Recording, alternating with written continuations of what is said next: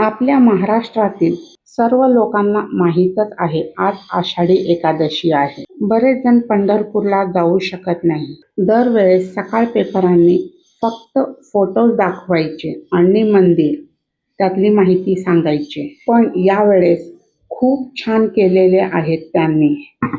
घर बसल्या प्रसाद मिळाला, तिथला बुक्का पण दिले त्यांनी. हे पाहून खूप आनंद झाला. आज पेपर घ्यायला उशीरच झाला वाचायला, कारण एकादशी निमित्त भरपूर कामं होते, पूजा वगैरे. फ्रेंड्स, तुम्हीही सकाळ पेपर घेत असाल, तुमच्या घरीही प्रसाद आणि बुक्का मिळाला असाल तर तुम्हालाही आनंद झाला असेलच.